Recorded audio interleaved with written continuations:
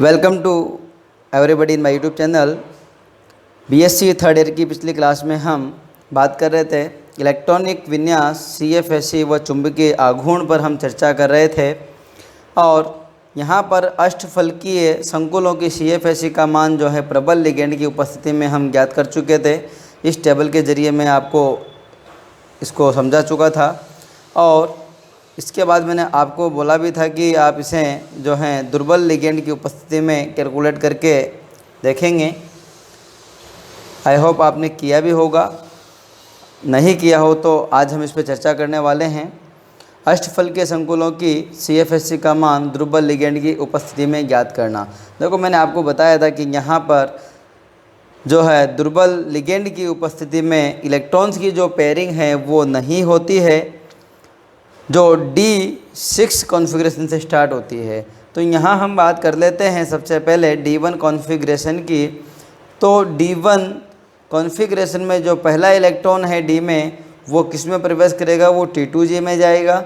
उसके पश्चात आपके EG कक्षकों में 0 इलेक्ट्रॉन होंगे और N क्या है, अयुग्मित इलेक्ट्रॉन। तो अयुग्मित इलेक्ट्रॉन की संख्या आपकी 1 है। अब अयुग्मित इलेक्ट्रॉन की संख्या 1 है तो हमें मैग्नेटिक प्रॉपर्टी निकालने के लिए इस फॉर्मूले में वैल्यू रखना पड़ेगी n की। तो यहाँ पर देखिए आप mu equal to n root n कोष्टक n+2। तो यहाँ पर जब हम वैल्यू 1 रखेंगे, यहाँ 1 रखेंगे तो 1 + 2 कितना हो गया 3 और 3 को मल्टीप्लाई करेंगे बाहर वाले 1 से तो कितना हो जाएगा √3। तो यहाँ पर अपनी वैल्यू निकल कर आती है इसकी √3 और √3 की जो वैल्यू होती है वो होती है 1.78 बोर मैग्नेटॉन। तो और यहाँ पर इसकी जो सीएफएससी वो -0.4 डेल ओ प्राप्त होगी।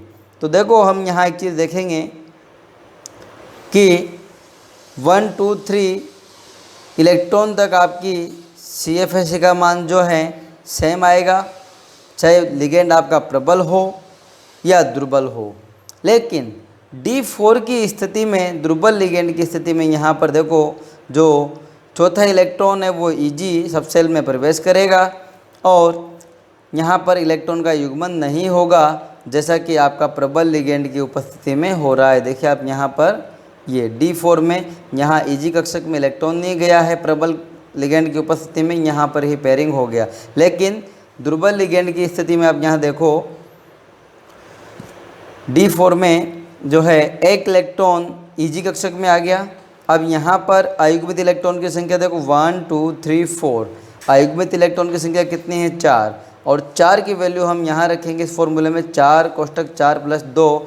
तो 4 + 2 कितना होगा 6 और 6 × 4 तो 6 चौको 24। तो √24 अपनी वैल्यू आती है और √24 का जो वैल्यू निकल के आता है अपना वो होता है 4.9। या इसके जो एग्जैक्ट वैल्यू आती है लगभग 4.87 के समथिंग। और जब इस वैल्यूज़ को हम पुट करेंगे सीएफएससी वाले फॉर्मूले में तो यहाँ पर सीएफएससी की वैल्यू आएगी अपनी -0.6 डेल ओ। अब यहाँ पर जो सीएफएससी का मान है वो कम आता है। देखो प्रबल लिगेंड वाले में ये वैल्यू आती है अपनी जो है 1 - 1.6 डेल ओ के इक्वल आती है। लेकिन यहाँ पर पेयरिंग नहीं होने के कारण जो इलेक्ट्रॉन है वो EG कक्षक में चले जाते हैं और सीएफएससी का मान कम प्राप्त होता है। और हम जानते हैं यदि किसी क्रिस्टल के सीएफएससी का मान कम हो तो उसका स्थायित्व कम हो जाता है। इसी प्रकार आगे हम देखो D5 और D6 के लिए इनको कैलकुलेट करते हैं। यहाँ पर देखो सब में एक एक इलेक्ट्रॉन आ चुका है T2G और EG में और इसकी वैल्यू निकल के आएगी और सीएफएससी का मान जो है 0.0 प्राप्त होगा। अब D6 वाले केस में जो पेयरिंग है इलेक्ट्रॉन की वो T2G कक्षक में स्टार्ट होगी, फिर D7, फिर D8, इस प्रकार से ये पेयरिंग आगे बढ़ती जाएगी। यहाँ देखिए आप D7 में देखो आप यहाँ 2 इलेक्ट्रॉन आ गए, D8 में यहाँ पर 3 इलेक्ट्रॉन बढ़ गए, यहाँ 2 हैं। अब अयुग्मित इलेक्ट्रॉन की संख्या देखो आपकी 2 है, 2 को वैल्यू पुट करोगे तो यहाँ पर √8 आएगा, √8 की वैल्यू 2.79 के समथिंग आएगी और इसकी सीएफएससी की वैल्यू ही आएगी। ये सारी वैल्यूज आप फॉर्मूले में n की वैल्यू रख कर या जो T2G और EG कक्षक में इलेक्ट्रॉन्स हैं उनकी वैल्यू रख कर कैलकुलेट कर सकते हैं। और D10 के लिए जो है अयुग्मित इलेक्ट्रॉन की संख्या देखो यहाँ कोई भी अयुग्मित इलेक्ट्रॉन नहीं है, सारे पेड हैं तो यहाँ पर अयुग्मित इलेक्ट्रॉन की संख्या 0। जब अयुग्मित इलेक्ट्रॉन की संख्या 0 होगी n इक्वल टू, तो इसका व्यवहार कौन सा होगा, प्रति चुंबकीय। और यहाँ पर T2G और EG कक्षक पूर्ण रूप से भरे हुए हैं तो इनके CFSE के मान भी कितने होंगे, 0.0। तो ये इनकी अष्टफलकीय क्षेत्र में जो है मैग्नेटिक प्रॉपर्टी और CFSE की बात हो गई। अब हम बात करते हैं यहाँ पर अष्टफलकीय के बाद में चतुष्क फलकीय संकुलों में CFSE निकालना या CFSE कैलकुलेट करना, और यह भी हम बात करेंगे दुर्बल लिगेंड क्षेत्र की उपस्थिति में। देखो सेम वही प्रोसेस, अगर आपको एक फॉर्मूले में वैल्यू निकाल कर इसके डेटा निकालना आ गया है तो मैं मानता हूँ कि आपको सारे डेटा निकालना आ जाएगा। यहाँ देखो चतुष्फल के संकुलों में सबसे पहले हम बात करते हैं कि यहाँ पर जो केंद्रीय धातु परमाणु है उस पर सिर्फ 4 लिगेंड अटैक करते हैं और अष्टफलकीय में 6 लिगेंड अटैक करते हैं। अब यहाँ पर जो है 4 लिगेंड जो हैं अक्षों के मध्य से आते हैं, तो यहाँ पर जो स्प्लिटिंग होती है वो ठीक अष्टफलकीय के विपरीत होती है। जैसे हमने अष्टफलकीय में बात की कि अष्टफलकीय में क्या होता है, आपके T2G कक्षक नीचे और EG कक्षक ऊपर चले जाते हैं, लेकिन यहाँ पर जो है EG कक्षक नीचे और T2G कक्षक ऊपर चले जाएंगे। ये आपको ध्यान रखना है। D1 कॉन्फ़िगरेशन की हम बात करें यहाँ पर, तो देखो सबसे पहले इलेक्ट्रॉन किस में जाएगा, EG कक्षक में। EG में क्यों जाएगा, मैंने अभी आपको बताया कि जो स्प्लिटिंग होगी EG कक्षक नीचे जाएंगे और T2G कक्षक ऊपर जाएंगे। अब इलेक्ट्रॉन किस में जाएगा, हुन पाउली के अपवर्जन के नियमों के अनुसार वो जाएगा लोअर एनर्जी वाले ऑर्बिटल में। तो यहाँ लोअर एनर्जी किसकी होगी, EG कक्षक की। इसी कारण से जो पहला इलेक्ट्रॉन है वो EG कक्षक में जाएगा और T2G में 0 इलेक्ट्रॉन होंगे।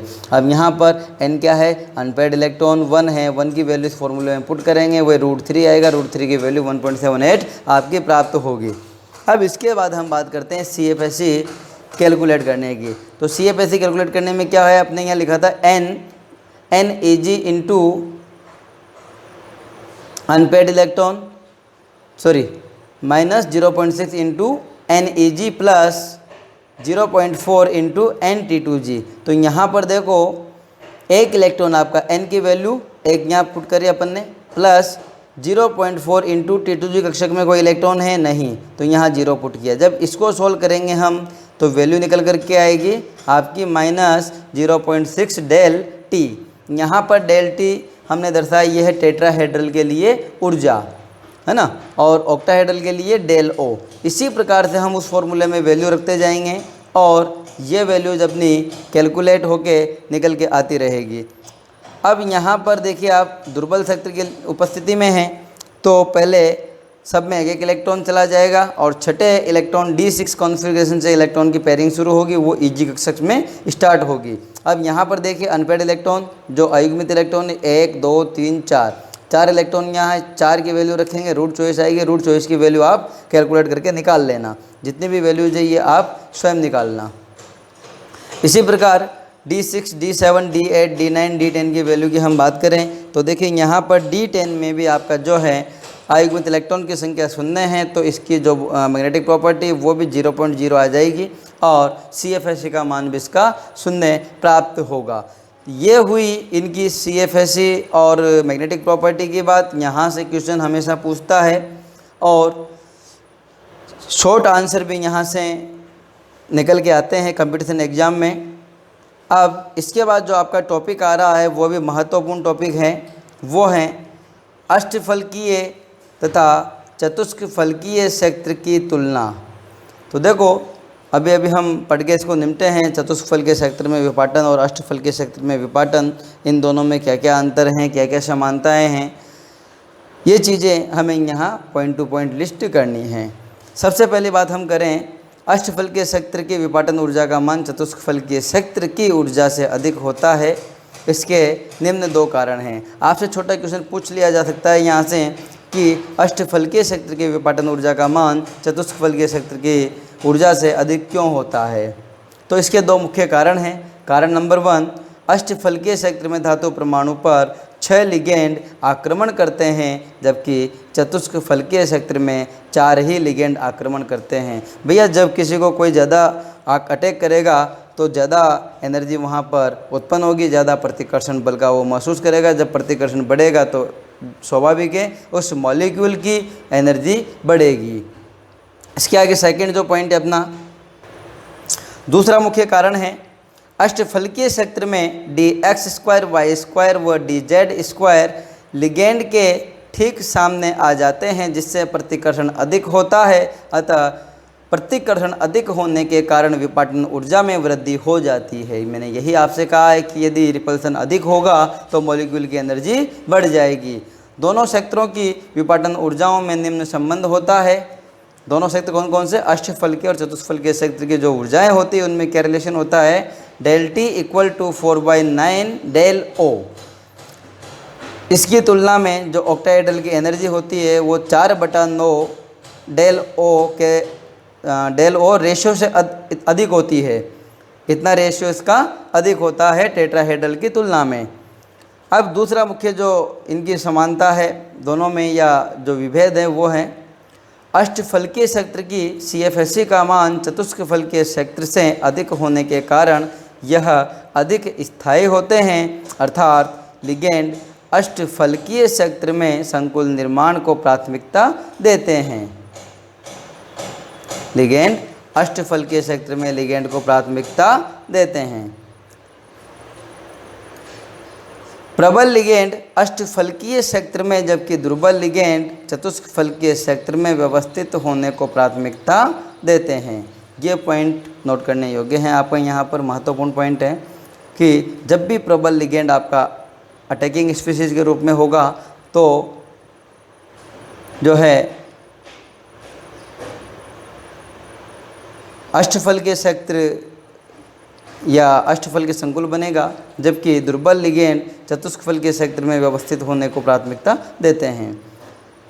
अंतिम पॉइंट है इसका, अष्टफलकीय क्षेत्र में दुर्बल लिगेंड की स्थिति में D5 व D10 के विन्यास में CFSE का मान 0 होने के कारण यह चतुष्फलकीय क्षेत्र में परिवर्तित हो जाते हैं। हमने देखा है कि D5 और D10 के जो CFSE के मान है अष्टफलकीय क्षेत्र में दुर्बल लिगेंड की स्थिति में, वहाँ पर इनके CFSE के मान 0 होने के कारण ये चतुष्फलकीय क्षेत्र में परिवर्तित हो जाते हैं, क्योंकि चतुष्फलकीय क्षेत्र में इनकी कुछ न कुछ CFSE तो है, अर्थात इनका स्थायित्व कुछ अधिक है। अब इसके बाद में जो आपका अगला टॉपिक है वो है वर्ग समतलीय संकुलों में क्रिस्टल क्षेत्र विपाटन, crystal field splitting in square planar complexes.